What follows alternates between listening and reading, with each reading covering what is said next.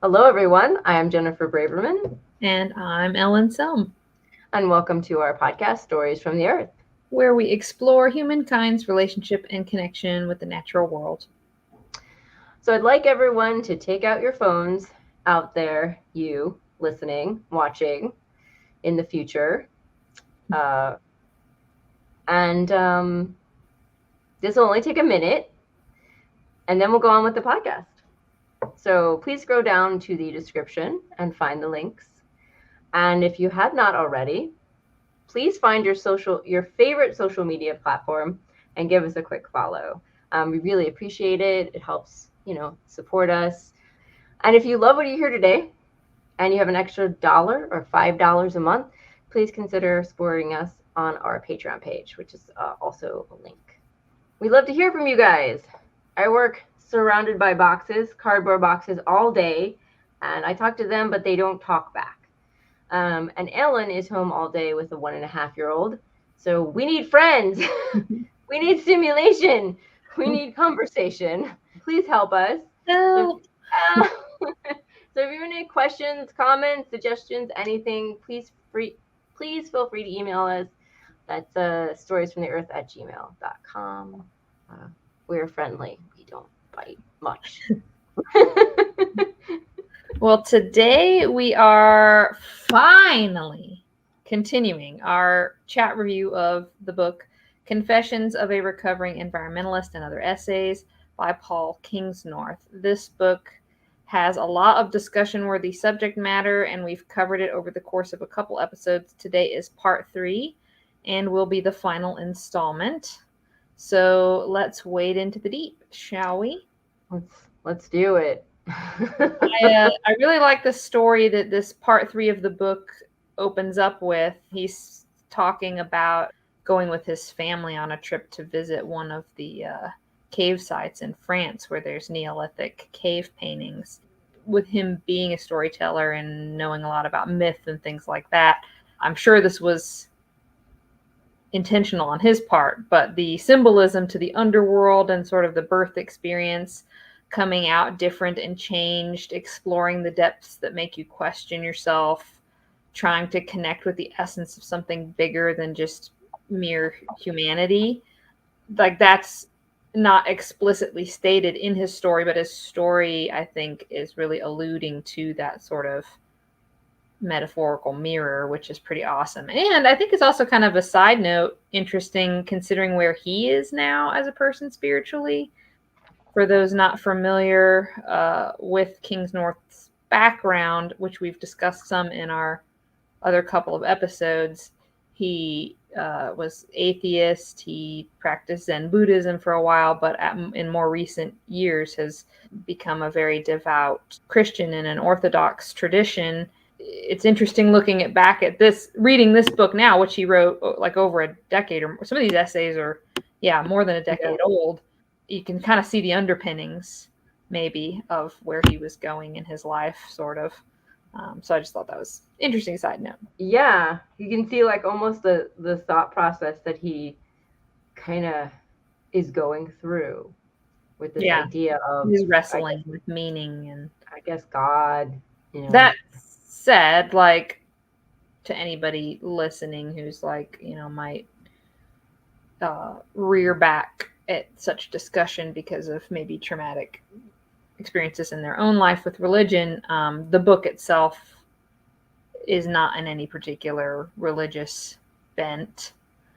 I think this is one of the few times that he actually mentions sort of religion. Man's wrestling with meaning is also mankind's wrestling with, our spiritual history too, in a sense, and he embodies that a bit in the book. As a little disclaimer too, we have a lot of quotes that we're going to be sharing because he is a prolific writer and he's so good at it that it's really hard to pick little snippets. Like, you want to get a complete thought when you're pulling quotes from his work. And consequently, we've kind of organized our chat here for the sake of flow, but it's not necessarily exactly in the order from the book that the quotes appear. Obviously, they flow in the context of the book, but since we're pulling bits out, we needed to kind of arrange it in a way that makes sense for our conversation. And on that note, here is something he shared, kind of comments regarding seeing the cave paintings in person in France. He said, I'm overtaken by a number of emotions as I stand in the black chamber, but the one that proves impossible to shake off is a huge sense of awe, a physical sensation that I did not expect and don't quite know how to handle. It is as if something age-old and darkly powerful has descended from the roof of the cavern and settled in me and will not leave. And as I look at the paintings, and I take in the sensations of being in this place, I think that perhaps I begin to understand why people were here. I don't know what they did or who they were, but I can feel the power in the place, and it tells me why they might have come here. It seems obvious to me, and I think the evidence bears it out, that whatever happened in the Black Chamber was not driven by utility. Whoever was here and whatever they were doing, they were forging a connection to something way beyond everyday reality. The paintings are not expressions of economics or natural history. They surely sprang from the same sense of power and smallness and wonder and awe that I feel as I stand in the same place that the artist would have stood. This was a reaching out to, for, something way beyond human comprehension. This was a meeting with the sacred. Sacred, like spiritual, is one of those words whose meanings is easier to understand intuitively than to explain when challenged. My Oxford English Dictionary gives me a number of definitions, every one of them connected with a religion. This isn't quite right. It's true that if you hack away from the system of religious or spiritual practice that senses, formed by thousands of years of human idiocy, literalism, and power play, you should find, at their center, a tiny, delicate thing, a sacred thing, the thing that these institutions originally arose to try to touch and circle or explain. So there he's starting to delve into that concept of the vastness of everything without pigeonholing it into a religion, that feeling that people can have an experience of wonder, and sort of, yeah, well, we'll unpack a lot more of that here in the coming quotes. And I realized that, like, he sort of started as far back as he could, like not at the beginning, but like at the beginning of like people trying to get their heads around this idea of a feeling that there's something like, I don't know, other than the physical or whatever we're experiencing day to day. So that was neat. So we've got 2 more quotes about that. In much of the world, even today, and certainly for the decisive majority of human past, this sense of other than human nature as something thoroughly alive and ultimately interwoven with human experience is and was the mainstream perception. A world without electric lights, a world without engines, is a different world entirely. It is a world that is alive. Our world of science and industry, of monocultures and monotheism, monotheism, marks a decisive shift in human seeing. Our world is not alive. It is a machine, not an animal, and we have become starkly desensitized to the reality behind the asphalt and the streetlights. There are no mammoths outside the entrance to, do you know how to pronounce that? My guess is that it's no. No.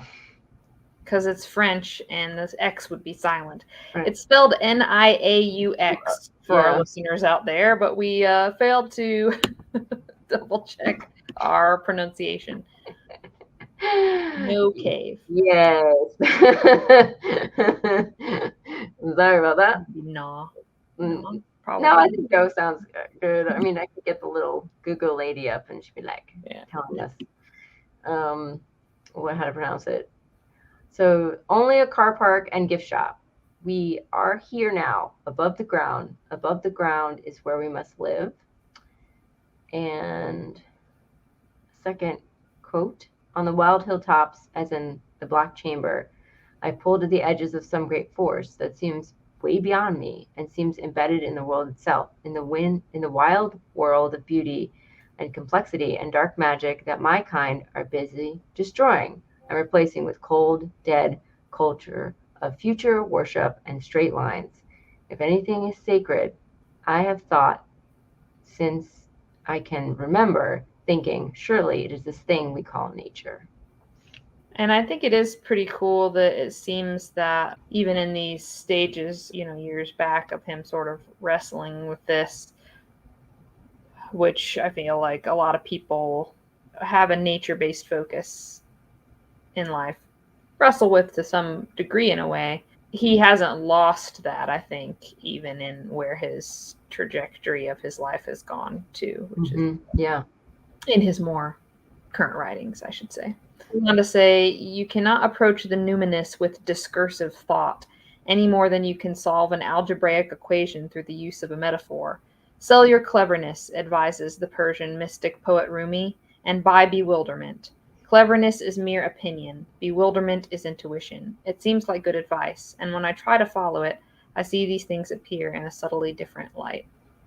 I think that, like, a lot of these quotes have something in common. That's just like there's something going on with like how we live today that's missing something. Yeah. And so I think this is his sort of journey to try to maybe figure out what that. Yeah, I think it comes across more fervently in this last section of the book too, because it's kind of what it all was building up to. Yeah, it's called wrestling. What is the last section called? Connection. The last section is called Connection. So, Okay. which makes sense that we're talking about connection. Science can show us the workings of the universe in ways we could never once have imagined, and it can change our perspective on that universe radically by doing so. But it can't tell us what matters in our human lives and why, and neither can it tell us why we see what we see and feel what we feel, and what we should do about any of it. Science might be able to tell us how to resurrect a mammoth, but it can never tell us whether we should. So in the book they're talking about some project where they're trying to literally, like, Jurassic Park style, recreate a mammoth with science, which sounds very crazy. This is a project that sees the world as imperfect and sees the duty of enlightened human engineers as correcting the imperfections. The end result will be a planned and controlled world of wealth, happiness, and peace for all. A rationalist utopia designed and run by rationalists. Probably we'll be able to live forever, having worked out how to download our consciousness into machines.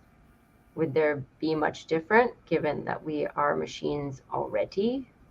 Yeah, we'll dig into that a little more too, because I know you had further thoughts on that coming up. But definitely. And then anyone who's ever seen Galaxy 39, the anime series, it is all it's pretty crazy, but it is basically like this little kid. Have you seen it? It's old. It's a very old one. There's a ton of episodes, but basically it's this little kid, and if you board this train called the Galaxy 999, at the end of the journey you can get a robot body and live forever. And it stops at all these crazy planets, and all the people are miserable, including the people who already have robot bodies and different like models. Like, they've had like throughout the years, they're, some of them are more like robot like, and some of them more like, more human like, and it has its issues, but it definitely this is one of the themes it talks about, like, yeah, I can't say I completely understand the show, but it's interesting that it's exploring that sort of question of like, well, yeah, is the grass really greener on the robotic side? Yeah, I would say everyone's miserable.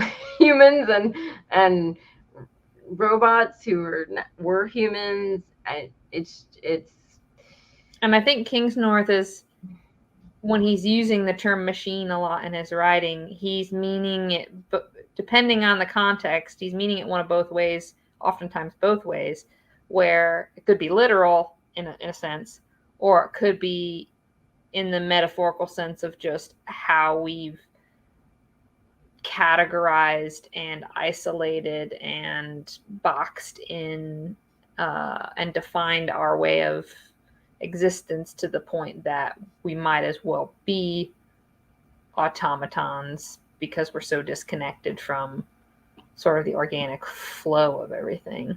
He says, perhaps I do, after all, understand the perpetual human search for the sacred, whether I can adequately explain it or not, and I think I may know why it still matters, despite my culture's frantic attempt to convince me otherwise.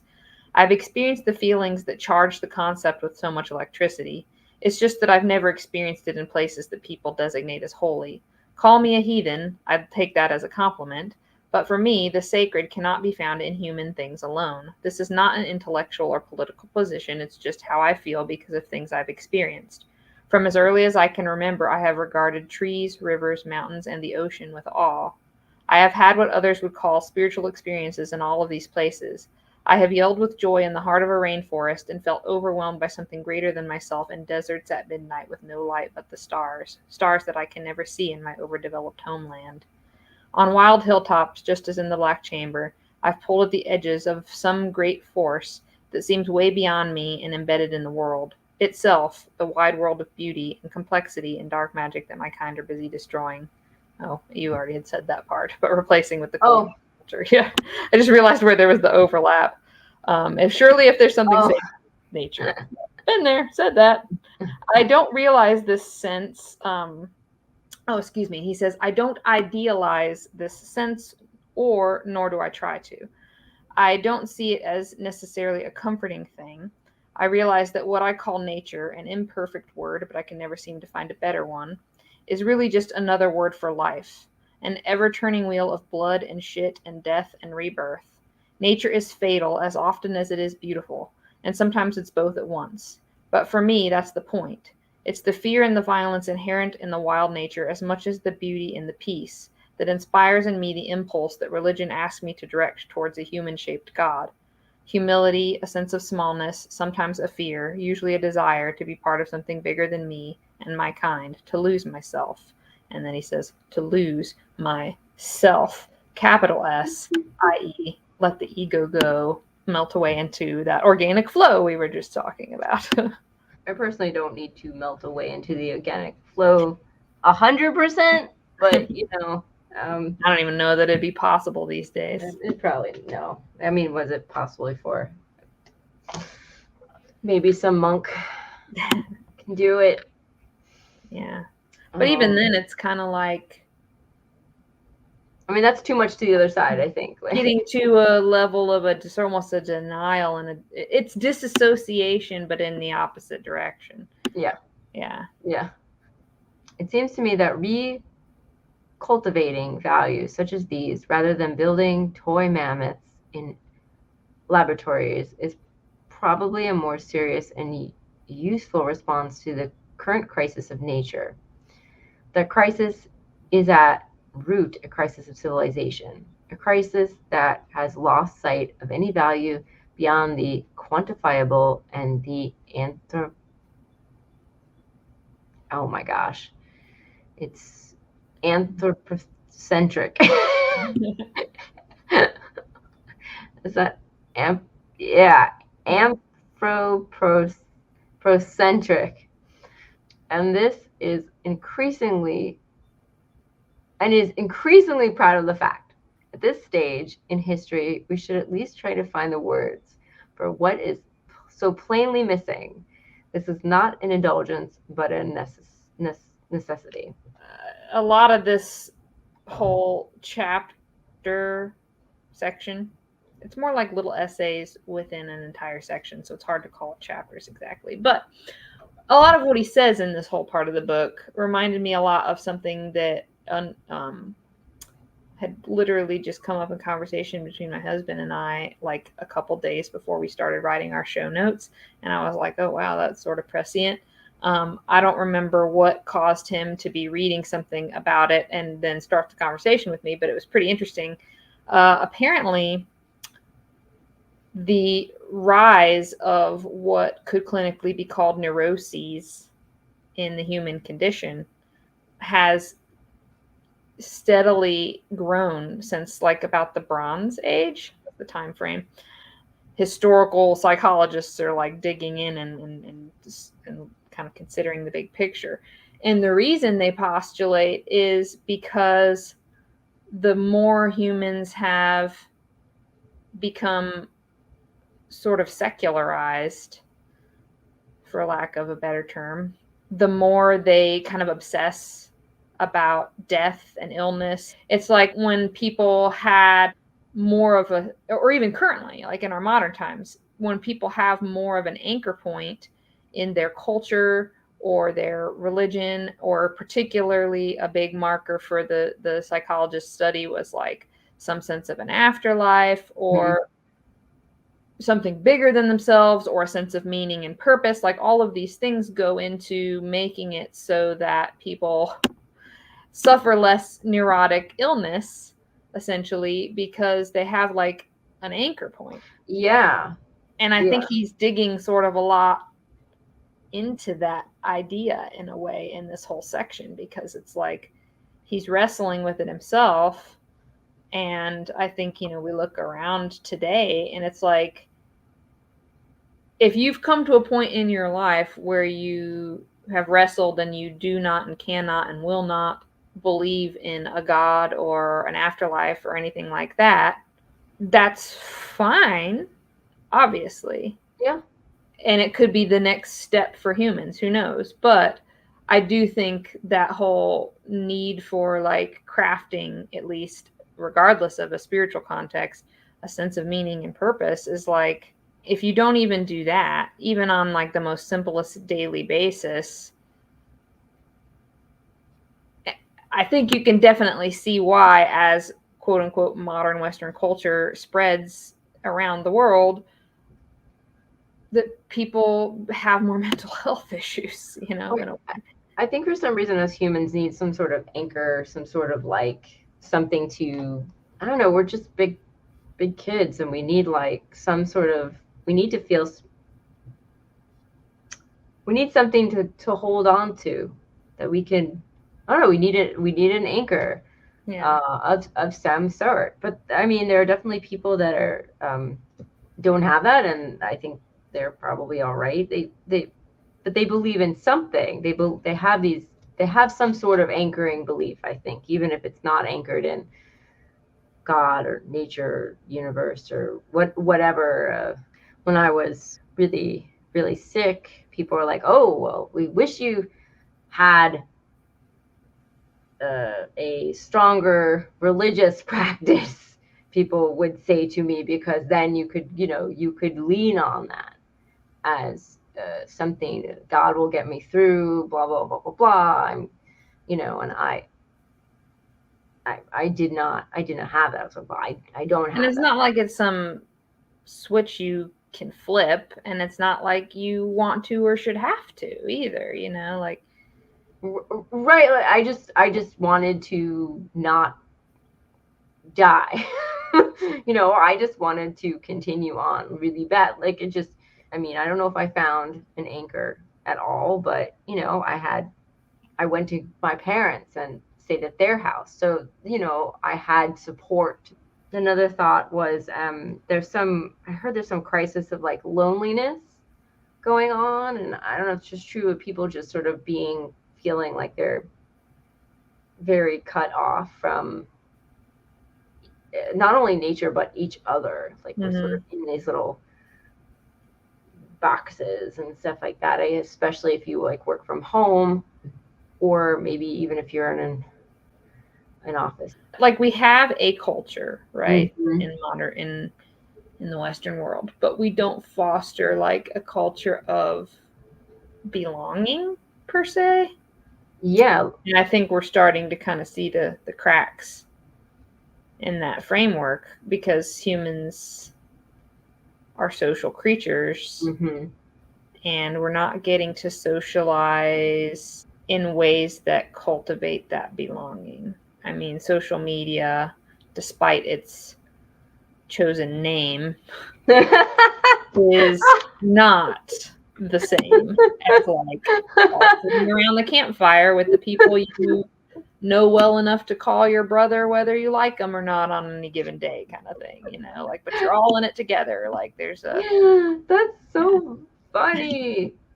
Yeah, it's like it gives the illusion of connection, but you're not, and you are connecting in a certain way, but you, again, it doesn't supplant the going out for tea or coming over your friend's house for tea and a chat, or just, or having, right, you said, a group that you feel like you belong to, that you can count on.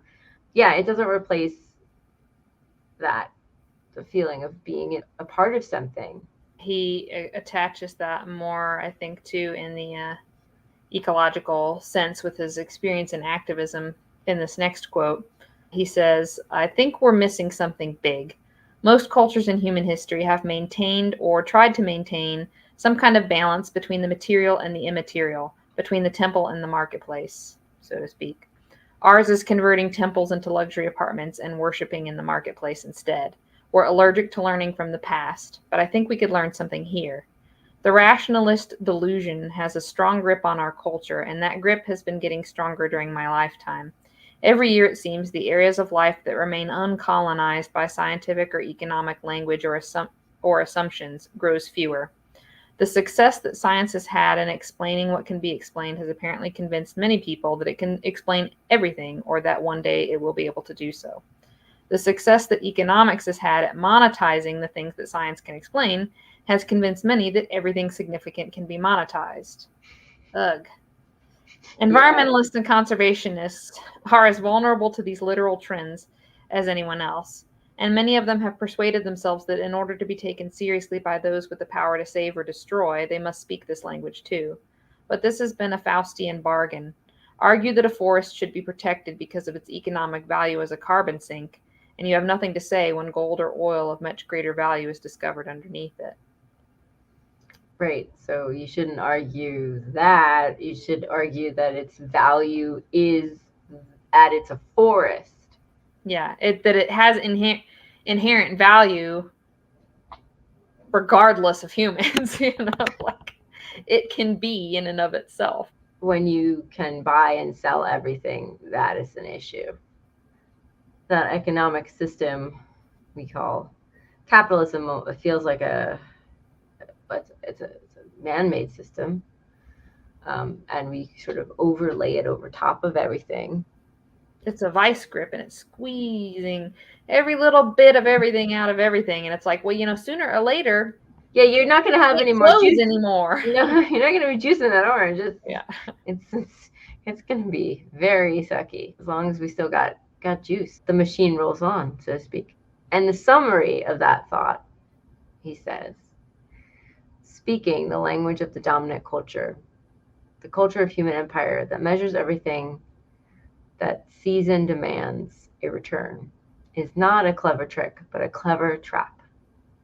Omit that sense of the sacred in nature, play it down, diminish it, laugh nervously when it's mentioned, and you are lost. And so is the world that moved you to save it for reasons you are never quite able to explain. I will say it plainly because I work myself up to it. In nature, I see something divine, and then I see it moves me to humility, not grandiosity. And that is good for me, and good for those I come in contact with. I don't want to be a god, even if I can. I want to be a servant of God. If by God we mean nature, life, the world. I want to be small in the world, belong to it, help it along, protect myself from its storms, and try not to cause none myself. And I will say on that note, he gets to that point somewhat early on in the section, but I feel like he kind of loops back around to it in different ways with different words at different points then continuously throughout the section. Because I don't know, I guess in reading this book, I thought he might come to some sort of grand conclusion in his exploits that set the tone for where he was now and where he was going next. But this book, anyway, and again, this is like 10 years or more that he wrote it. He didn't quite get there. He summarized things as best as he could for where he was at the time. And that right there that you just quoted is essentially what it comes down to, where he's just kind of able to say where he's inserting himself into all of it, or finds himself inserted into all of it, and staying humble, keep his head down, just do what he can. I don't know, in a way it's like the think globally, act locally, I would say if you're reading his book and you're thinking, oh gosh, this is hard work, this is heavy stuff, and I'm feeling kind of sick to my stomach, and you get to the end and you're like, well, he's not going to put a pretty bow on everything. There's no pretty bow. There's no light at the end of this tunnel. I hate to say that. There's more work at the end of the tunnel. But maybe there's no light at the end of the tunnel in the sense that it's like, here's the answer. But there's light at the end of the tunnel in the sense that you can come through the slog of shit and have some sense of orienteering where you are at that point, so that you can continue through the muck instead of just like sinking down into the muck. And that's maybe the best you can hope for. And that's kind of his point. There's been so much work done, and thoughts and people and discussion on this subject. But I think, unfortunately, it's really still very hard because we know that something is amiss and wrong, and we don't like where our culture and everything seems to be moving. Even if we're like figured out how we felt about things, or like we went through the whole process and we're like, aha, I've seen the Matrix, I've got it. Okay, what do we do now? I think we're at that point where we need to take some sort of action. And I think people just don't quite know what kind of action that is to bring about sort of some of these changes to shift the needle back towards more of a world for humans instead of a world for machines only. Now, the machines are not bad, but this is very complicated. Machines are not bad, but it's like how you use it, like any other tool. But I'm getting ahead of myself. But I think it's why, especially this is even like, if this is 10 years ago, it's even further back. But all the people I listen to on podcasts they're still like, well, we need to take some sort of action, but we're not sure what to do, about this thing that we're living in and functioning in. It's where he touches upon it a little bit in his book, but it comes up a lot in some of the other types of authors that I like to read, where and I think we've probably touched on it in other episodes before, but the whole concept of like humans need a new story. Like, it's good that there's more and more people that are reaching a point of voicing the thought of, hey, something's got to give. We just don't know what yet. If enough people at least reach that conclusion, maybe we'll reach a tipping point of where another idea or another story, so to speak, can blossom. And, you don't know till you know, right? Yeah. Yeah. And then there'll just be this sort of collective conscious wave of like, oh yeah, no, like totally. Of course we did that. And right now we're sitting here scratching our heads like, what could we do? And Kingsnorth is in the middle of all that, because he sort of admits to not really fully knowing what we can do or that there's anything to be done. And he, I would argue, bravely, in a sense, raises questions about like, what do we even really need to do anything? And there's a lot of nuance to that within his book. I'm not getting into. I mean, you'll just have to read the book to get that point, because that's the overarching premise of the entire book, to not be summarized in a single quote. But yeah, he takes an interesting position for sure in the book, because it's like, it's definitely writing from an angle that I haven't hardly ever heard anybody else want to talk about. Yeah, me too. Or when he does talk about things that I've heard other people talk about, he says different things about about Just them. kinda And raises a new question that's like, shifting gears out of the Black Cave and to further exploring these sort of ideas of the neo-futurists we touched upon, like the people who want to bring mammoths back, etc. He wrote, in his book, The Righteous Mind, psychologist Jonathan Haidt does a convincing job of demonstrating that every one of us, however much we might protest to the contrary, is fundamentally an irrational being. Much of what we believe to be objective, rational thought, based on an examination of evidence and an assessment of verifiable facts, is in reality the result of our conscious minds fabricating ex post facto justifications for what our intuition has already decided to do.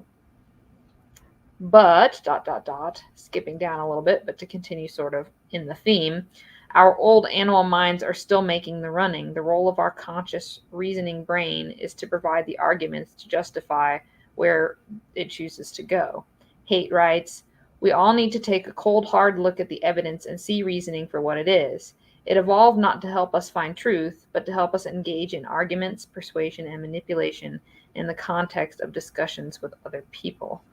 I thought that was an interesting quote that he chose to share because it kind of makes me think about how much of the conversation, so to speak, in our modern world is due to media technology, and it wants to emphasize rational and arguing the facts. And I did my research, even if it's just YouTube videos, and trying to manipulate each other or the masses. It's like a larger sign pointing at the growing disconnect from intuition and from deeper knowing, or a fear of sort of the untethering of the ego.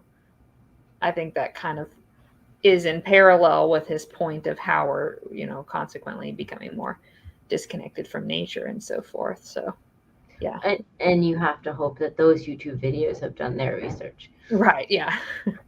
And that there's something that traces back to something that wasn't AI. You want to do your research, even on YouTube. But I think that whole thing is kind of like, people talk about gut feelings or instinct, and he's kind of trying to like dig into that idea that we do have, like we are animals, we do still have an innate primitive sense.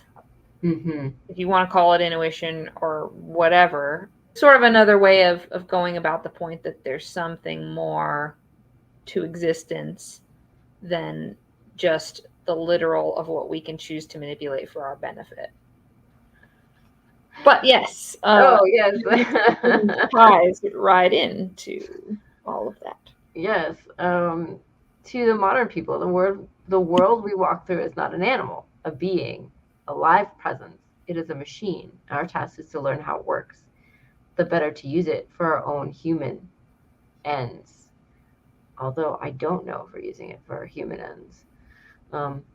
And then, primitive savages who sang songs to the forest may not be primitive or savage at all. They may simply have retained an understanding that human-centered urban people have forgotten that the forest is indeed alive. And not only the forest, the living world around us may turn out to be very much more sentient, aware, conscious, and connected than we have allowed ourselves to believe. As a writer, I wonder what our writing would look like if we took this notion seriously. I wonder, in particular, what our fiction, our stories would look like. That the world is a machine is one story, that the world is alive and aware is another, and that's what we were talking about earlier about we need a new story.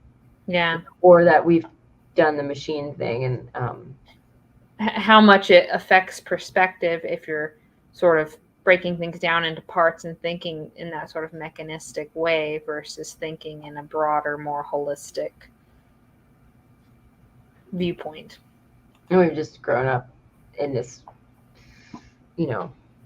with this one viewpoint, geared very specifically to, put us in the position for us to sort of get a job and, be a productive member of society, whatever that means in this society. So in one of the chapters, he's writing very much about this book called What Technology Wants by Kevin Kelly, which I've never heard of this book before. And he says it takes us on a journey through the historical development of technology into a future in which Kelly believes technology will be a living force that controls our destiny. This is a book. Oh, sorry, that's my thoughts. This is a book I've never heard of. And I don't know. I included the Amazon blurb. So this is the Amazon blurb about the Kevin Kelly's book? Kevin Kelly's book. Okay. Yeah. This provocative book introduces a brand new view of technology. It suggests that technology as a whole is not a jumble of wires and metal, but a living, evolving organism that has its own unconscious needs and tendencies. Kevin Kelly looks through the eyes of this global technological system to discover what it wants. He uses vivid examples of the past to trace technology's long course, and then follows a dozen trajectories of technology into the near future to project where technology is headed, or what he thinks it's headed for. This new theory of technology offers 3 practical lessons. By listening to what technology wants, we can better prepare ourselves and our children for the inevitable technologies to come. By adopting the principles of pro-action and engagement, we can steer technologies into their best role, and by aligning ourselves with the long-term, I don't know that word. Imperative, thank you, of this new near living system, we can capture its full gifts, written in intelligent and accessible language. This is a fascinating, innovative, and optimistic look, which when they said optimistic, Kingsnorth, that's not his takeaway at all. Yeah. Okay. He kind of rips this guy a new one. Heads up. In so many words. Yes. Look at humanity and technology join to produce increasing opportunities in the world and how technology can give our lives greater meaning. Yeah. So yeah, he's definitely not a fan of this book, and I am also not a fan by what he's, what he says about it. It seems, but I haven't read the book. I'm funny. It's like free on Audible. It's really weird.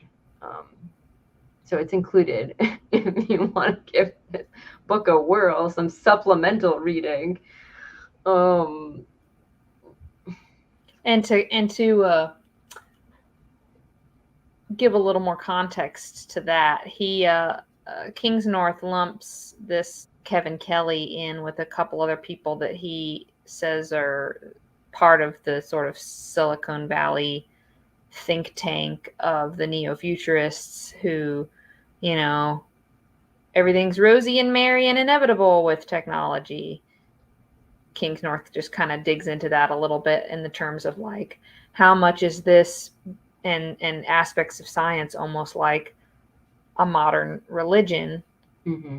in a way that's detrimental, the way that religions can be detrimental because it's sort of dogmatic or alienating other possibilities. He's just not a big fan of the idea of, resurrecting mammoths and things like that, when it's like, can we not just try to fix what's here and now? Or like, why do we need to be going and doing all this crazy stuff? Think of all the money and time that would go into that level of research, which could be better spent on things we already know will help situations and endangered animals or whatever today. Right, exactly. We need to help the animals that are here, but even if we didn't, humans need housing, food, like, there's a homeless crisis, climate change, that's a thing. But these are some of my thoughts about this thing called the technium, which I don't think it's a term that too many people have talked about. I've never heard about it. But it really does sound like The Matrix from the movie The Matrix. The book was written in 2010, and the first Matrix movie came out in 1999. So I don't know if it was inspired by it or I don't know if you saw the Matrix movie or not. But So the theme of fear of technology versus the idea that technology will bring us into a brighter future, sort of, I feel like it's been around a really long time. And so I watch a lot of science fiction. And I think, a good example of fear of technology is from Doctor Who. I haven't seen any Doctor Who. They know there's this enemy called the Cybermen, and they are robots who used to be human. So the Cybermen are a species of spacefaring cyborgs who often forcefully and painfully convert human beings or other similar species into more Cybermen in order to populate their ranks while also removing their emotions and personalities. Yeah, that's from Wikipedia. One episode, this planet, they all had these cell phones, but they were on earpieces, and one of the Doctor Who's nemesis is another Time Lord, just sort of flipped a switch, and the cell phone things turned them all into Cybermen. It was this, anyway, they're really creepy. They're really, really creepy. It's instant robot. And so we were very scared that we'll lose all that makes us human, I think, on a level. And then in the last Matrix movie, bringing it back to the Matrix, is the Matrix Resurrections. So in the movie, basically, the answer is to partner with the machines to make the world a better place. But not all the machines are interested in doing this. And in the end of the movie, the Matrix still stands. But it seems like the first steps have been taken between a true partnership between man and machine. So I thought that was an interesting theme that movie sort of brought up. And, because it was very much us versus them, and but then they start working with these these machines to grow food again, and it's real cool. I worked in a movie theater when it had come out, and my boss was like, I don't need to see the last one. And I was like, why? He's like, because I already know this story. And I was like, well, what are you talking about? These are brand new concepts of they were written, they didn't come from another thing. They were written to be this movie. He's like, it's the Christ story. It's just the Christ story. Neo is Christ in this world, sort of embodied. And I was so annoyed when they said that, only because it was I was like, oh, well, now it doesn't seem as new and inventive somehow. Now, many, many years in hindsight, I'm like, well, there's that saying, there's nothing new under the sun, so it's humans are always finding ways to reinvent story for their current context in order to stimulate thought and educational exercises to help us, in our current living, and or propel us into how to continue. And so that, I think in that way, those movies just kind of fall into that whole myth archetype construct, which I don't think is bad, but yeah, there's a lot of different ways you could pick them apart. And I think it's interesting because the movies themselves are ambiguous, right? With what you said, it's in the end, it seems like the first steps have been taken for a partnership between man and machine. But then it's are you also left with this unsettling feeling of well, then it's just going to repeat. It's just going to do it all over again. It's what is it good? Is it bad? Who knows? I mean, they did say that they said, to the current architect of the Matrix, you gave us a chance. Those movies have a lot of interpretations, and I think the Christ story is just one. I like to just take it as the whole we're trapped in the machine and it's all around us and it's controlling us and we're not in the real world. And I definitely have a strong sense of kind of that a lot. I watched all 4 of them recently. I just was like, oh my gosh. The first time I saw it in the theaters, it was packed, and I had to sit in the front row, and I was just like, whoa.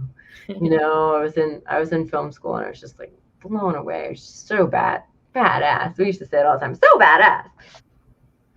So when he's talking about the technium, that's just what reminds me. This is some of the thoughts that came up. And humans, I think we're going to talk about technology as a tool later, but like he's talking about a spade and a computer. I don't know if he left that quote in, but like he said, it could equally be breaking to the human body. Like we use technology all the time. Like a book is a technology. A wood burning stove is a technology. A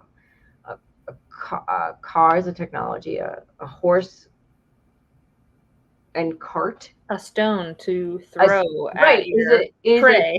a technology. It's a tool.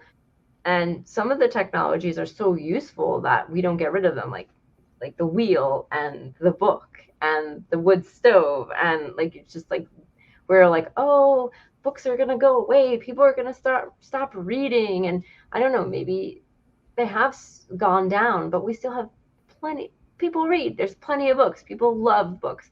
And I'm hopeful now that like that technology will stay around. Like it's just something about this physical media. I want to hold it. I hate reading on a screen. It, and I don't think I'm like alone. The Kindles have that. Well, even to the point that Kindles have the feature to mimic the color of a page of a book instead of a glowing screen. It's like, oh, it's strangely come full circle. It's not the same. It's not the same. Don't take my book away. No, don't do it. But it can also be used for evil. and I think for me, I don't necessarily object to all technology. I object to some of the uses. And I think that's sort of a lot of the point he's getting to in the book too. As much as he's damning it in the biggest sense, he does kind of come back to making those points about like the scythe being easier to like mend and put down and forget about at the end of the day, instead of, your primitive hand tool isn't going to harass you about your politics and I don't know. Right. You're not going to have to deal with it in the comments. Staying on track with his neo-futurist evaluations, and going back a bit to his talking about the bringing extinct species back and things like that. He does quote somebody else. He says, in the Earth Island Journal earlier this year, Jason Mark came closest to rationalizing what my intuition is telling me. The de-extinctors might believe that reborn ground sloths or passenger pigeons would revive our sense of wonder of the wild world, and thus our desire to protect it, he said. But they were missing a key point. The Manhattan skyline at night amazes us with the scale of human invention. The Milky Way amazes us with the scale of the universe. They are both just an arrangement of lights, but the first makes humanity seem huge, and the second makes us feel small. The difference matters because it influences how we think about our place on the planet. The species revivalists, says Mark, misunderstand what conservation is really about. Taking some parts of the non-human world and protecting them from our unruly desires, above all, is an exercise in restraint, not in creation. Conservation is about forbearance. It's a demonstration of the discipline to leave well enough alone. Restraint, discipline, humility, forbearance. I know these are old-fashioned virtues, yet they remain the essential counterweights to those who would have paved whatever they could for the sake of a buck. Yeah, just kind of boiling down again that whole idea of perspective. It's like there's nothing wrong with seeing the wonder of the twinkling skyline and going, wow, look at what humans have accomplished. This is just, breathtaking, whether you agree with it or not. And, whether you think it's a good thing or not, you might still have your breath taken away. But that's very different than sort of the like, okay, knock you down a peg. You're a fruit fly in the face of the universe, and in the face of time. In his essay, The Etiquette Adequate. Etiquette. Oh, he uses such big words, Mr. Kingsnorth. Come on. It's like I can read them, but then I'm speaking. Okay. The poet Gary Snyder makes a distinction between natural and wild. He uses the word nature, he explains, in its broadest sense to mean the physical universe and all its properties. In this sense, everything on earth is natural because it doesn't break the laws of nature. Oh, I love this quote. The rainforest is natural, but so is a space rocket. A badger is natural, but so is a plastic bag. The world, wild on the other hand, denotes whose portions of the physical universe that remain free from the agency of humanity, which are as yet untamed by the predator man. Snyder writes that this definition of the wildness comes very close to being how the Chinese define the term Tao. Sorry, okay. The way of great nature, eluding analysis, beyond categories, self-organizing, self-informing, playful, surprising, impermanent, insubstantial, independent, complete, orderly, unmediated, freely manifesting, self-authenticating, self-willed, complex, quite simple. So I do like this idea, this cup is nature and this crystal is also nature. Or like the plastic bags, like, oh, plastic bags are so bad. And they are. But they're part of the world. We got them from the world. We used the materials from the world around us as very smart humans to create these things. Some of them are not great. I think it's an issue of editing and maybe some forethought, like that. Let's like, oh, well, we just want to make a buck and these plastic bags are brilliant. And we just didn't realize, or someone maybe realized and didn't care, that they just don't break down at all, ever. Right. Yeah. Or they break down into smaller and smaller micro pieces so that we have them in our. Well, I guess, I mean, in the context of that quote, yeah, you could say like the plastic bag is nature or is natural because it doesn't break the laws of nature. But in the context of that quote, you could also say that you wouldn't say that the plastic bag is wild, right? You wouldn't say that the plastic bag is an untamed spirit away from the predator of man, like it is of man in that sense. So that's kind of where he's making that distinction of like, okay, well, if you're going to argue semantics, nature is nature is nature. Nothing is outside of nature. But if you want to try to delineate, for the sake of the argument being made, that there is something that's bigger than just humans in the human construct, that's where you might use the word wild. And then he kind of goes on to explain why. And I like how he looped it back around to kind of relating to the Taoist definition and how you see that sort of back and forth where something can be orderly and unmediated and something can be complex but simple at the same time, Well, I guess this is sort of piggybacking on just Kingsnorth digging more into those sort of separations. He says, because we've cut ourselves off from everything else that lives, and because we don't believe that it does live, we end up talking only to ourselves.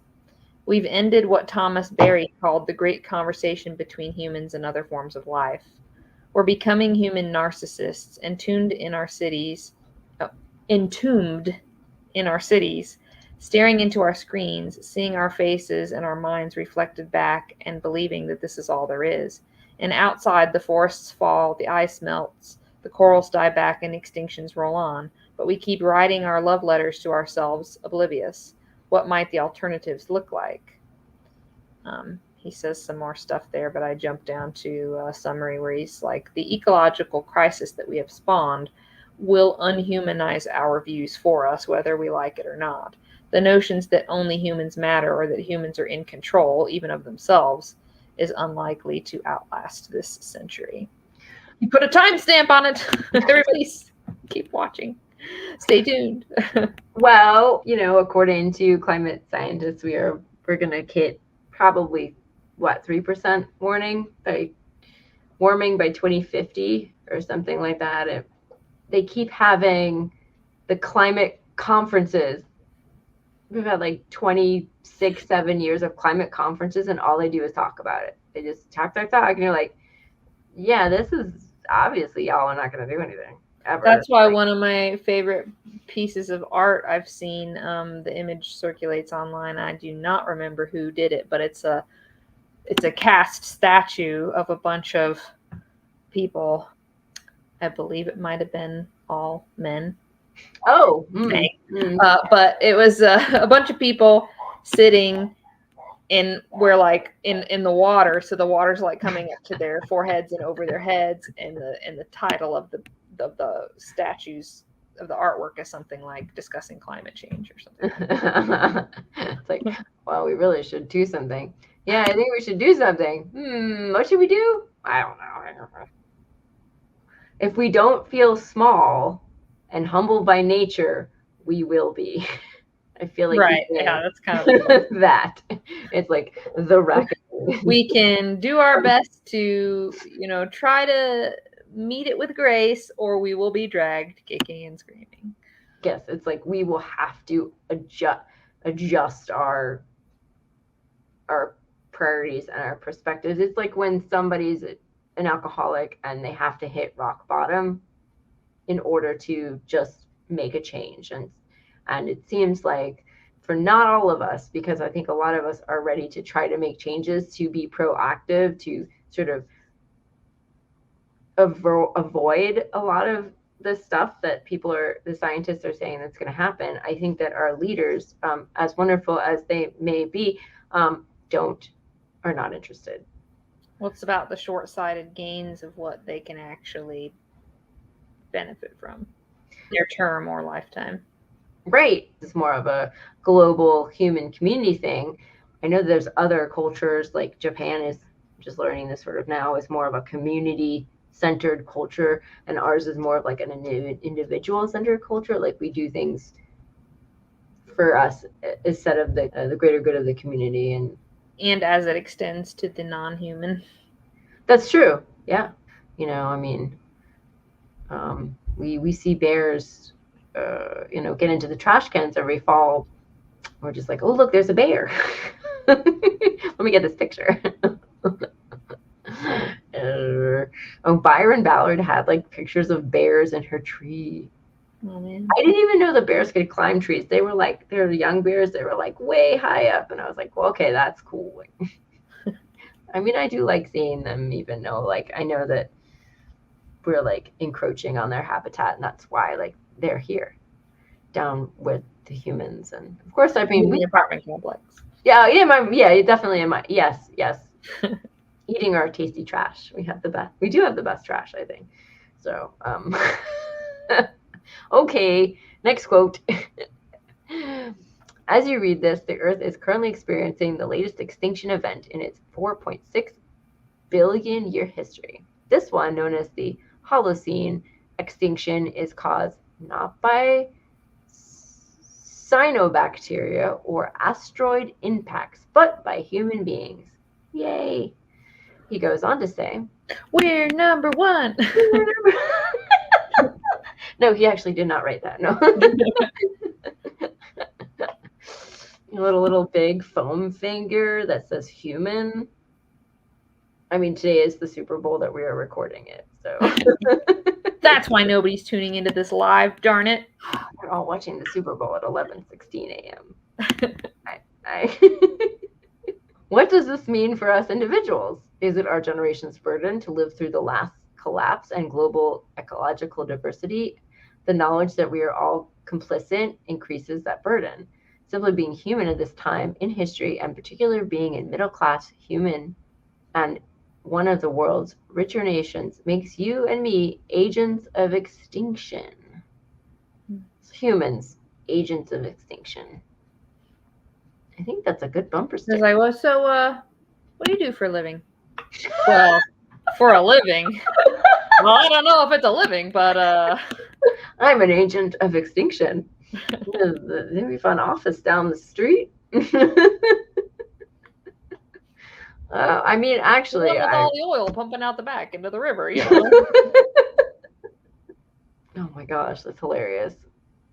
Sadly, I would like to be an agent of extinction as my job than what I'm currently doing. Although I'm also. Well, that's the crappy thing. I'm We're also agents of extinction, and we didn't sign up for this. I'm not getting paid. Right? Yeah, no. It's a. What is it? It's a thankless job. It's a thankless job. It's just. Right, like, because I do it along with my job. Like, we sell a bunch of stuff that. Oh, it fits in the context of his little history trip here. Oh, good. I'm okay. Cool. For nearly 2 decades, starting in the early 1990s, I was involved in environmental activism. That is to say, I worked, as many others did, to try and fend off the worst of the damage that humans are doing for the rest of life on Earth. Some of the campaigns I was involved in were successful and others weren't. This was always a hard battle and mostly a losing one. But as time went on, the losing seemed to deepen. It became clear that green campaigns were being overwhelmed on all fronts. Such was the size and momentum of the human economy, such was the need for growth simply to keep itself functioning. So, which was the level of denial and demand among most human beings who, despite our qualms, if we had any, would probably not have sacrificed. Most of the baubles and benefits of the economic machine was giving us that the chances of preventing the Holocene extinction from rolling onward came to see essentially non-existent. Environmental campaigning, like any form of politics, is predicted to control. It is about preventing negative things from happening and trying to channel society towards what you regard as a more positive values and systems. It took me a long time to admit to myself that the level of control I wanted and desired simply couldn't exist. Governments have been promising to act on climate change for 20 years. Yep. And precisely nothing had happened. All of the trends, from extinction to soil erosion to ocean acidification to reinforced destruction, we're going in the wrong direction fast. We, the Greens, knew that what needed to be done, but had no power to make it happen. It wasn't working. I looked around me at the diminishing natural beauty and its accelerating destruction, and I despaired. The perspective he's writing from, right? He's been in the trenches. He's done it for this long. And he's seen so little budge that it's kind of why he, I think, ultimately came to writing this book. For what it's worth, he tries to pick it up a little bit. From there, he says, "A few things saved me eventually from this despair. One of them was a geological or even universal perspective." There's that word again. Mm-hmm. We tend to look at the world through an anthropocentric lens. Human concerns are foremost in our vision, bounded by our short lives and our everyday needs and desires. Among those desires is a concern that what we have always known as nature should continue as we have always known it. But nature has taken many forms. For the vast majority of its existence, nature here on Earth consisted only of single-celled organisms. The brief period of climactic stability in which human civilizations have evolved is just that, a brief period. It is not any kind of norm, because there's no norm. Had it not been for the great oxygen catastrophe or the asteroid impacts that wiped out the dinosaurs, or who knows how many other such episodes, none of us would be here to agonize about the latest turbulent episode in the history of this planet. So why should the state of the planet to which we have adapted survive forever? Nothing does. The Earth is a process as much as a thing. It is constantly changing. At this period in its history, we are the force tipping it into a new state. Now we're going to have to live with that state, whatever it brings, if we can. So that's an example of Paul Kingsnorth being optimistic. If you've not grappled with this level of existentialism before, it might not fully land as a reader or a listener now. And if you haven't grappled with that level of existentialism before, and now your head is blown open, I'm sorry. But that's the rub. He's trying to say, and I've had to come to this conclusion myself, essentially, is that like that's where you're going to find the comfort. If you're looking for a comfort at the end of the day, when nothing can be controlled, you just have to remind yourself that it's always been constantly changing anyway. And in that way, it relieves some of the burden in that it's not all on you. Not that it's an excuse to just, go, burn down the neighboring forest for no good reason and dig up oil somewhere for shits and giggles, but like he's not trying to make excuses for that, and he does touch on that a little bit, but just that if we're trying to process the grief of this extinction event and our role in it, and whether you even believe that or not, the worry is a human worry. The earth is just the earth, and it will go on being the earth regardless of what that looks like, unless we blow the earth up as humans, literally, just sort of shoot a big rocket from space and blew it up, then well, that's still changing. No, well, that is true, but yeah, this idea that earth will go on without humans. So even if we go extinct, it'll still be there. And yeah, it takes away some of the power that you feel like the society at large has, I think. Yeah. Actually, that's a better way to put it, I think, because rather than just thinking of it in terms of the individual burden of sort of blaming the victim is lifted, you're speaking in terms of if you're the everyday person and you're mad at the powers that be because, yes, we spent 20 years of climate talks and nothing's happened, for example. Pretty mad, yeah. He's also essentially saying, well, at the end of the day, those people don't even have as much power as they think they do, and as you're ascribing to them and worried that they have to mess things up, because none of what they're doing matters in the end either. This is a slippery existential slope here when you start the word matters.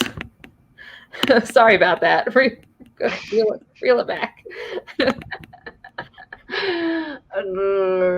It's like sort of an X factor. Like, we are doing shit, but which we could stop and would probably improve the climate and our chances of surviving as a species. But to extent that said shit has an effect on the planet, and it is something that we don't control necessarily.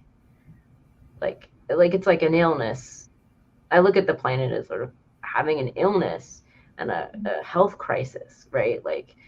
So you have all the doctors and they give you the odds, but they can only give you the odds, right? And you could take the medicine, but will everyone help? Will there be side effects? Everyone's different. Yeah. So there's sort of like an X factor. There's another element to this, a third party, a third something, a third randomness, a third even the dudes in power who are just chatting forever and they don't do anything. They don't. Anyway, maybe that reels it back a little bit. So there's some comfort in that, the scientists are only making predictions. In your next quote kind of reels it back a little bit. I guess. Cool. I mean, they're educated predictions, but so it is hard for us to take in the reality that Earth is an extinction machine, and that it has been here before. It doesn't need us, and we cannot control it. The ecological crisis we hear so much about, and that I have written so much about and worked to stave off. Well, who's to say it's a crisis? Humans do, and educated socially concerned humans at that, the Earth itself, the Holocene extinction, is not a crisis. It's just another shift. Who determined that the planet should remain in a state which humans need and prefer? Is this not a form of clinging to the mutable things and one that is bound to make us unhappy? When we campaign to save the Earth, what are we really trying to save, and which Earth? And yet, something I've come to understand slowly over my lifetime is that nature, Earth, the world, whatever you call it, is not simply something I am on, but something I am. It is not outside of me, it is me, and I am it. There is no outside. Nature as a concept has always been flawed. Many traditional societies have no word for nature as something separate from humanity because there was no obvious reason to separate humans from everything else that lived. There still isn't. Few felt experiences of deep connection with all life are central part of virtually all spiritual traditions, and with good reason. Nature is us, and we are nature. It brings maybe a little more glimmer back to what he was digging into there, and a little more back and forth in his mood. You definitely get the moodiness in the book. He says, sometimes I ask myself why I give a shit about any of this. Why do I feel that the forests matter? The becks, the orangutans, the hornbills, the giant anteaters, the speckled wood butterflies. I always come back to the same answer. I don't know. And yet I do. I can't quite explain it, but I know that these things stir feelings in me that point towards a greatness that cannot be found in the human world alone. And I know that the possibility of these things disappearing forever from the world brings about in me a passion, an anger, a fear, and a frustration that is primal, atavistic, and probably as old as the caves. Because I am an animal and this is my world, my birthright. It's my place, and I know that these things count, whether I can explain it or not. Those feelings, those passions, are a result of my embodied intuitive reaction to the world I am part of. They're a result of me being an animal in a world of beauty, depth, and complexity, and feeling that the external abundance is a part of my internal life. They are a result of me feeling, assuming, and knowing that the earth is not a machine, that it is alive still. They're a result of me feeling small in the face of it and being grateful for this humility that it forces on me, even if sometimes it might be against my will. I have a feeling he's definitely probably encountered that sentiment a lot in his life and through his types of work. Perhaps we will all end up as tin people or silicone people, all the old human feelings filled, and we will not know that it was ever different. Perhaps this already happened. Being human is hard work. It hurts. Being a machine must be a lot easier. Maybe this explains the apparent desire of some of us to merge with our creation. We're becoming machines, and our machines are becoming gods. So I think we're switching gears to another. This is from a different section of the book, I think. We were going into the wrestling of, the internal life and how the external is part of the internal in terms of nature. And so this is just kind of a contrast to that of like, well, otherwise what? We're machines and the machines are God. Like, and you had some thoughts. I had some thoughts, yes. Being a machine is not easier because we're not machines. So, and I'm going to talk about capitalism here, my favorite topic, my secret favorite topic. So I think that capitalism is the real driving force behind this feeling that technology is slowly turning us into machines, because capitalism is better. It's better for capitalism if we're not humans, if we are machines. Capitalism needs machines. It doesn't need thinking and feeling complex human animals. For the most part, even if you're not working in a factory, even if you're not working an assembly line, even if you're like more corporate, even if you're more office, I think there's still an element of this machine idea. Yeah.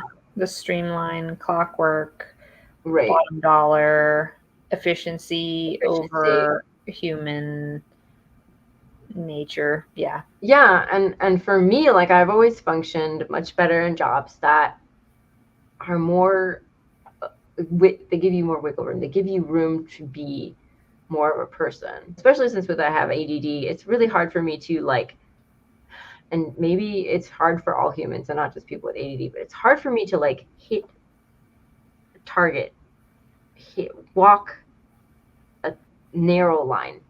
I need the wiggle, I need the wobble. Even if, like, I'm doing a job that requires not really much brain power. It's just like if you lock me down, you're like, you must do this at this time, this at this time. I do need, like, some structure, but it's just I will not do it. I cannot do it. I'm like, anyway. Kingsnorth does not mention capitalism, but he does say something about the religion of progress into which we are all baptized at birth. And I feel like progress he's talking about sounds a lot like capitalism, where the words can be used interchangeably. Yeah. The book is not about economic systems per se. And I don't know if that's what he meant, but it makes me think about that. And I've worked as a human machine for, much of my working life. All it's done is made my human body sick. I feel like a lot of our health issues stem from the structure that is imposed on us every day by our jobs. You must work these hours. You must do these things over and over and over. Along those lines, if you contrast, like, different countries, like, paternity leave practices, even the United States has some of, like, the least, if not the least, amount of, like, protections and allowances for that time period of any industrialized country. And it's like, even the other ones that still function in a mechanistic world and capitalist society have some allowances for being like, oh, you're a human and you made another little human, and that's work too. So here's some time and some money to go do that human thing so that you can be refreshed and more a functioning a member of the society. And here it's just like, nope, you're a machine. Get back to work. Get back to work. Get back to work. Send that little lump over there into the machine of daycare, and exactly. They just you have no choice. It's not caring about the human element is, like the point you were making. The fear about technology is that we'll be turned into machines, like, instantly, like the Cybermen.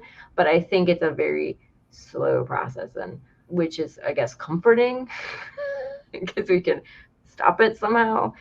Maybe this is why we're so sick, which is what I said, and our bodies are yelling at us that something is wrong with how we've been asked to live, and we can work with machines, but we can't be machines. My work is pretty machine-like, but, like, I think about the people who do assembly plant work. And if anyone's read the book, if anyone wants to dig into this idea of work, and on a side note, you should read this book. Oh, whoops, wrong way. It's Stud Terkel's Working. It's a very big book. He's a brilliant journalist, and he's a brilliant interview person. And this was written pretty much around when I was born, so about 40 plus years ago. And work has not changed since. So the nature of work, how it functions, these people, most of them, pretty miserable. And pretty much asked to be sort of a machine. It's an eye-opening read, but it's pretty rough, but it's worth it. We're at a weird point too with technology where, and I guess the human relationship to it, because the apparatus of capitalism isn't quite ready to let, or doesn't quite know how to let humans be more free. Like, so if the theory is better living through technology, things should get easier, we should have to work less. Yeah, and at the same time, we're saying you're only a productive member of society if you work X amount of hours and do these things, and you get limited this and da da da da da. And it's like, you can't have it. But, like, what's it reminds me of a video I saw, and I just I stumbled across it because like commenters were making like, jokes about it. And it was this video of inside a Chinese factory somewhere where I don't know what the thing was coming down the conveyor belt, but one woman's job was to just stand along the line of the conveyor belt and turn each little gewgaw that came down the conveyor belt, turn it to face the right way so that the next person on the conveyor line could do whatever they had to do to it to get it ready for packaging. So this woman was like literally laying back in her chair with her coat on her like a blanket and her one arm out, just kind of lazily and sleepily going boop, boop. For like 8 hours. And assuming, I mean, it's China, and who knows? Maybe she does it for 14 freaking hours. Like, and I'm just like, why does anybody need, and she's doing it to feed her family or put a roof over her head. But some part of her is probably even like, what even is this? Like, seriously. It's called... have a robot that could freaking do it. Yeah. Yes, the answer is yes. And the reason that she's doing it is because of money. And the theory is that technology was supposed to liberate us from work. It's supposed to like free us, so we're supposed to have this. I forget who this theory is. I'm sorry, y'all. I don't know if it's like Marx or... I'm sorry. I literally forgot who said this idea. We read a lot. It's hard to get right. I have a lot of time to listen to shit at work, which is probably the main pro of the job. Yeah, we were supposed to be in this future when people in the past, like the 18-something, early 1900s, were thinking about, some people, not everybody, were thinking about the future right now. They're thinking we will have all this leisure time because machines will be doing this shit. And so we'll have to work less, much less. But capitalism has figured out. You just get free money? No, you have to work. Well, how do we make these two things fit together? It's figured out that like we can get more money if we make work more efficient, but we still have the people working. We're going to give you these tools, the technology functions as tools to make the humans more efficient, to do more work. So we're more productive now than we've ever been. But we also like have less time for shit and we get paid less. Guess who's making more money? Instead of this future where like we have time to, make art, take care of our family, sleep in. I don't know. We've been robbed. Yeah. But I was going to say that like I like the idea, and I think we need more of this thing called cooperative work, which is a worker co-op, which is like you take away the hierarchy, you trash it, and everybody sort of makes the same pay. They have a say in the work. And so you can be more human. It doesn't deal with capitalism versus, you're still working in a capitalist system, but I feel like it's better. Trying to re-envision it a little bit. Yeah. So that's how you can sort of be more of a human instead of like, push back at your boss. You might get in trouble, in a hierarchy system. Even, it's like, this is not a discussion. You do what I say. Basically, that's what they're saying. So I feel like there is some answers, but like there's so small amounts of worker co-ops. And there are some people trying to figure out some better systems that we could sort of implement that might help out. But like, I think it's a very small section of the population. Mm-hmm. Needs an overhaul. Well, back to the bigger ecological picture, but really still, if everything is in nature, right, the rocket ship and the rain, then the capitalist dilemma falls under this as well. But anyway, Kingsnorth wrote, "A great change is underway across the earth. We cannot prevent it now, and its outcomes are not going to be pretty for much of humanity. The nature of nature has always been change, which means that death and rebirth will always be with us, and that rebirth may take forms we do not recognize and didn't expect. You are part of this process, and so am I, and this time around, we are the cause of it too. The future offers chaos, uncertainty, loss. To deny this is to deny reality. To pretend we have more control than we have, and to cling to glib solutions as if the world were a maths puzzle we could solve with the right equations, is a similar form of denial. There is an abyss opening up before us. It challenges everything we thought we knew about our culture and about nature. We need to look into it and concentrate on what we see. This is sort of that jumping off point of like, okay, and what will the new story be, you know? Mm-hmm. Yep. Which I think the next quote you had puts out an angle from which to approach it anyway. What happens if you sit with Earth? You reach down and touch it. If you call it as your witness, what happens if you let your own needs and demands fall away and see the world outside you for what it is? I would suggest that, with the right quality of attention, we may come to know what is right for us as individuals and what we can usefully do. This doesn't mean that all will be well, all will not be well. It doesn't mean we will necessarily end up with any less confused or conflicted either. It doesn't mean we will ever again experience the despair of knowing that we have done and what we are still doing and all of the things we are losing and can never bring back. But it does mean, or it could, that we are able to hold these feelings within us, to understand them and maybe reconcile them. It does mean that we can be done with denial and projection and false hope and false hopelessness if we sit with the earth, the trees, and the soil, and the wind, and the mist, and pay attention. We may know what to do and how to begin doing it, whatever burden we carry with us as we walk.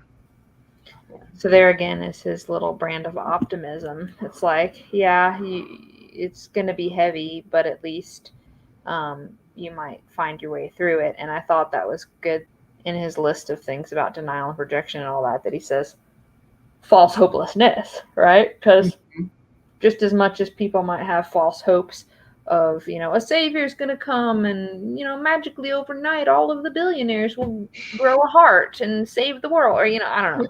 Yeah. There's the false hopes, maybe, but equally so false hopelessness of like, oh, everything is doomed, Yeah. To his point, it's more of like, yeah, but what is everything? The earth's always changing, what is doom really in that context? And if you stay stuck in that, in the false hopelessness, you're not helping either, Right. So you got to carry the burden, but you keep going.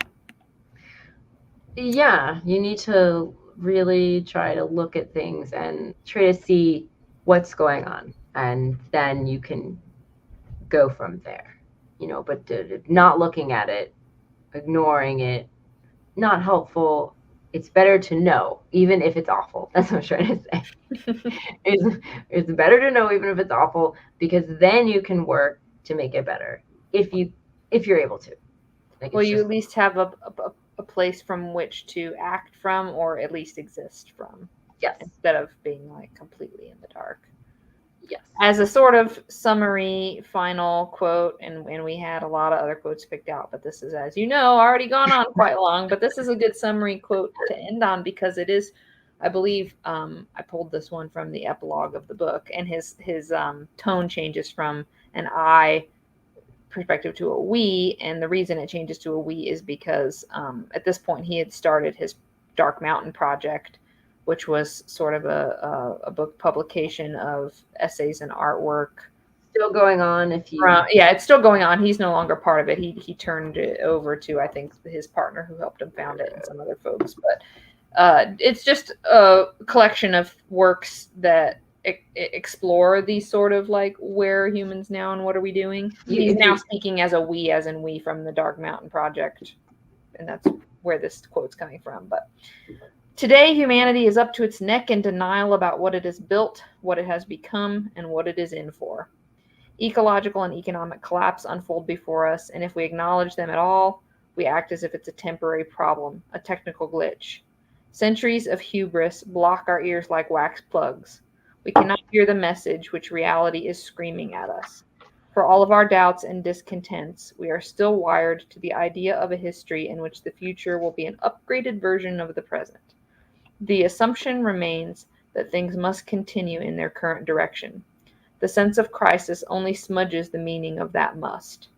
No longer a natural inevitability, it becomes an urgent necessity. We must find a way to go on having supermarkets and superhighways. That's where our thoughts are limited. We cannot contemplate the alternative. And so we find ourselves, all of us together, poised, trembling on the edge of change so massive that we have no way of gauging it. None of us knows where to look, but all of us know that we don't want to look down. Secretly, we all think we're doomed. Even the politicians think this, even the environmentalists. Some of us deal with this by going shopping. Some deal with it by hoping it's true. Some give up in despair. Some work frantically to try and fend off the coming storm. Our question is, what would happen if we looked down? Would it be as bad as we imagine? What might we see? Could it even be good for us?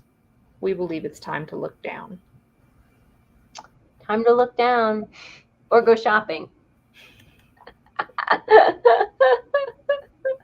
Oh, I'll look down tomorrow. There's that book, that movie, Don't Look Up. Yeah.